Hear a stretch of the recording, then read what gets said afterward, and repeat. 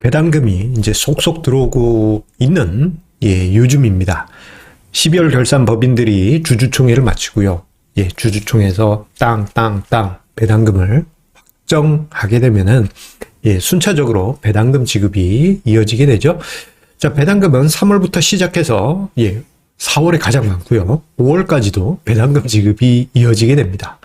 기분 좋은 소식들이 문자 메시지나 여러 가지 증권사의 메신저를 통해서 배당금 들어왔습니다라는 소식을 접하시게 될 겁니다. 자, 그런데요, 이 배당금 많은 분들이 그냥 하찮게 그렇게 생각하시는 경우가 많은데요. 어떻게 보면은 과거에 비해서 배당금의 위상이 매우 높아졌습니다. 오히려 이 배당금은 여러분들의 수익률을 장기적으로 높이는 재투자의 중요한 원천이 될 수 있습니다. 자, 오늘 증시 토크에서는요, 배당금이 어떤 힘이 있는지 그 이야기를 좀 깊게 설명드리고자 합니다. 여러분들 궁금하시죠? 구독, 좋아요 버튼 함께 힘차게 시작하도록 하겠습니다. 자, 12월 결산 법인들의 주주총회가 얼추 다 끝나가고 있습니다. 3월 말까지 주주총회를 해야 되니까 거의 다 끝났다고 해도 과언이 아니에요. 자, 그리고 이 주주총회가 끝나고 나면은 뭐 본격적으로 4월 아니겠습니까? 4월이 되면 여의도에도 이렇게 벚꽃이 싹싹 핍니다. 저 벚꽃은 제가 한두 해 전에 너무 이뻐서 제가 직접 찍어본 사진이에요. 저렇게 벚꽃 피고 이러면은 산책을 쫙 걸을 때 문자 메시지 옵니다. 배당금이 입금이 되셨어요. 이 기분 좋죠. 얼마 입금됐습니다. 띵동 띵동. 뭐 어떤 증권사는 카톡으로 알려주기도 하고 그렇습니다.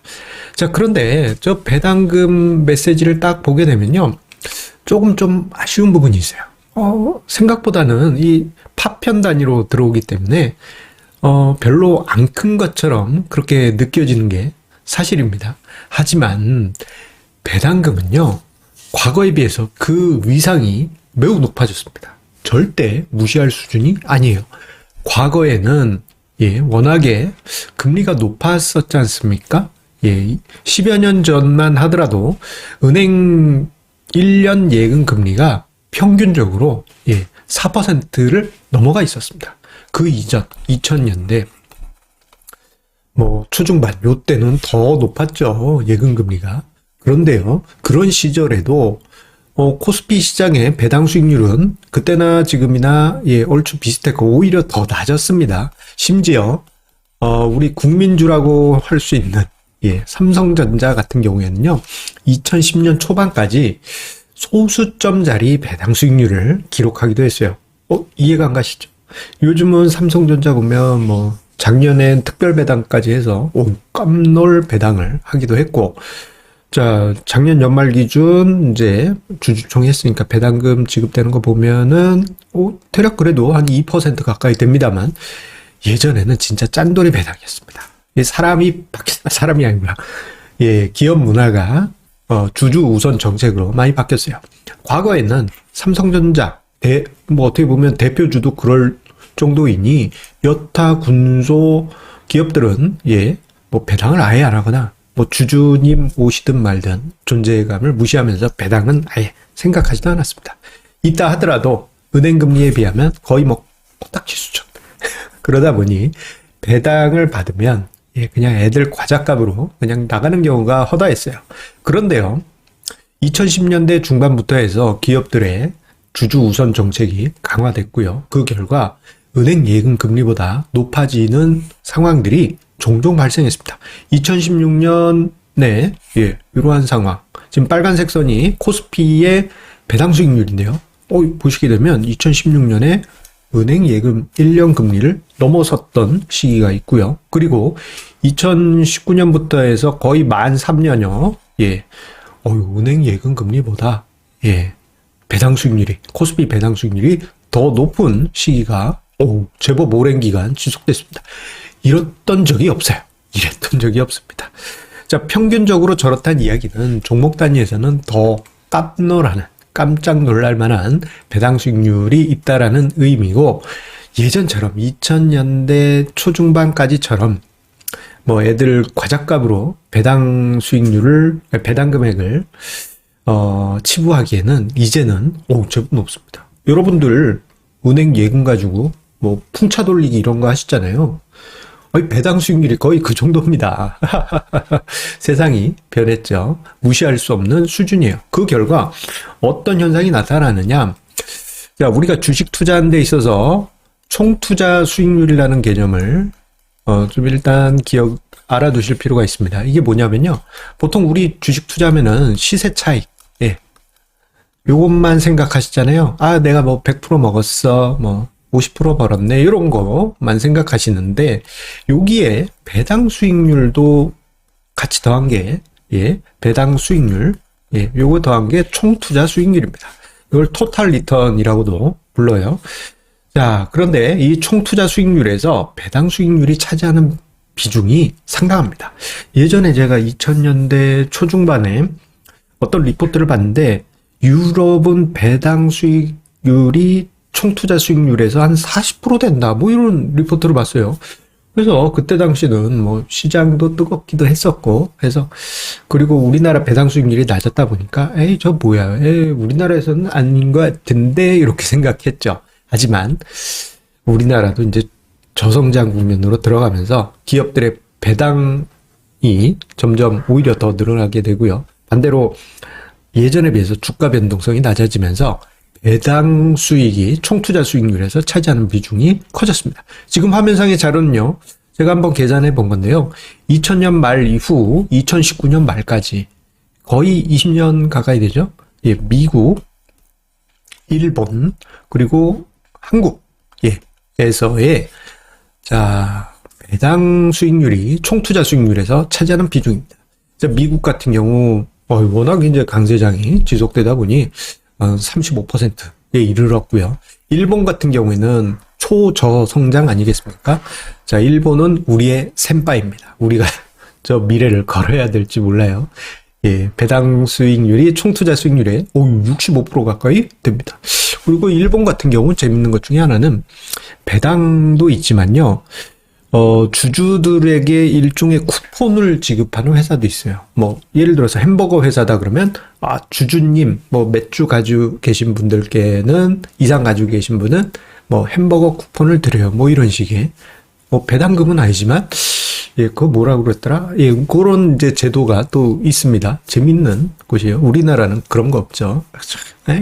얄밉습니다. 우리 회사 사면, 뭐 주주님 옷 한 벌씩 드릴게요. 이런 거 있으면 좋을 텐데. 예, 아쉽습니다. 자, 그건 차치하고요.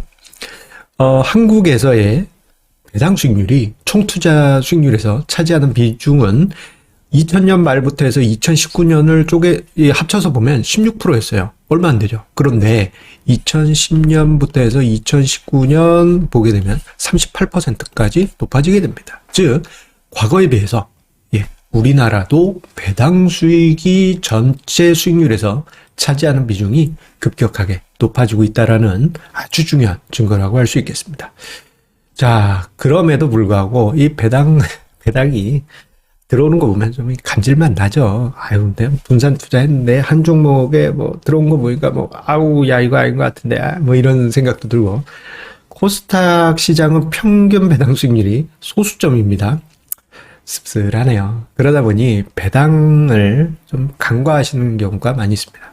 하지만 앞서 언급드린 대로 코스피 시장의 경우, 그리고 코스닥 시장이라고 하더라도 배당을 그래도 잘 주는 기업 같은 경우에는 은행 이자 수준 또는 그 이상을 기대를 할 수 있어요. 자, 그래서 이 배당을 재투자한다면 투자 결실이 어떨까? 자, 이것을 가늠하기 위해서 이제 한국 거래소에 들어가 보시면요, 지수라는 그 페이지가 있습니다. 한국 거래소의 지수, KRX 인덱스, 이런 게 있는데, 여기에 들어가 보시게 되면요, 코스피 200 지수도 있고요, 코스피 200 토탈 리턴 TR이 있습니다. 요거를 한 차트로 한번 그려봤어요. 토탈 리턴은 배당 수익률을 포함한 수익률입니다. 자, 지난 10년 동안 코스피 200 지수는 36% 정도만 상승했어요. 연평균 3.1% 상승한 겁니다. 이건 지수만이고요. 그런데 토탈 리턴, 배당 수익까지 다 감안하게 되면요. 연평균 5%, 누적 수익률 63%를 기록했습니다. 이건 엄청난 차이입니다. 왜냐? 만약에 같은 금액을 투자했다 그러면 10년이 지난 현재 코스피 200 지수에만 투자했을 때 36% 상승, 평가 금액이 증가한 정도지만 배당 수익까지 다 포함하면 63%나 증가한 거예요. 좀 과하게 표현하자면 수익금이 거의 2배에 이릅니다. 이거 엄청난 효과죠. 자, 그렇기 때문에 배당의 효과는 과거에 비해서 그 파워가 점점점 커지고 있습니다. 특히 재투자 측면에서 엄청난 의미를 가지고 있는 것이죠. 다시 한번 이야기 드립니다만 과거에는 배당금을 과자값 취급했어요. 애들 과자값. 배당금 들어왔네. 아이고, 새우깡 사 먹으면 땡이겠구만. 뭐 이런 식의 분위기였지만 우리가 이제 저성장 시대를 걸어가면서 주가의 변동성은 상대적으로 좀 줄어들 가능성이 크고요. 주가가 뭐 이렇게 드라마틱하게 상승하기보다는 좀 재미없을 가능성이 커지죠. 이에 반해서 배당금은 점점 의미가 커져갈 수밖에 없습니다. 일본의 선례, 유럽의 선례를 보더라도 기업들이 점점점 배당 성향을 키워가게 돼요. 왜냐? 이걸 현금으로 회사에 유보해봐야 뭔가 안 보여. 새로운 사업이 안 보여. 그러면 이거 배당하고 말자. 우리 대주주 사마님께서도 지분 많이 가지고 계신데 배당을 지급하자. 이런 식으로 바뀌게 됩니다. 결국 배당금은 총투자 수익률에서 절대적인 위치에 들어가게 될 거예요. 그리고 개인 주주 입장에서는 그 배당금은 재투자의 재원으로 뭐 다른 어떤 새로운 종목을 살 수도 있겠고, 아니면 좋은 종목이다 그러면 그 좋은 종목을 살 수 있는 재원이 될 수 있을 것입니다. 자, 물론 여기선 투자자의 선택 부분입니다. 투자자의 선택. 재투자는 투자자의 선택이에요. 이건 뭐 그냥 과자값 드셔도 되고 치킨 사 드셔도 되고 그렇고, 혹은 뭐 은행 예금으로 돌리셔도 되겠죠. 그런데 한 번 정도는 재투자가 주는 효과가 어떤가, 이러한 부분도 함께 생각해 보실 필요가 있지 않을까. 왜냐? 이제 4월부터 배당금이 청청청청청청청 들어오기 전에 마음의 준비를 해야 되기 때문입니다. 자, 이제 3월도 이제 거의 막바지입니다. 봄비가 내리면서 여의도 어딘가에는 벚꽃 꽃망울이 터지고 있다라고 해요. 그 얘기를 듣고 오늘 증시토크 주제를 잡았습니다. 벚꽃이 피면 핸드폰에 띠용띠용띠용 하고 배당금 입금 소식을 알려주기 때문이죠. 여러분들의 계좌도 풍성해지시길 바라겠습니다. 성공투자 이어가세요. 감사합니다.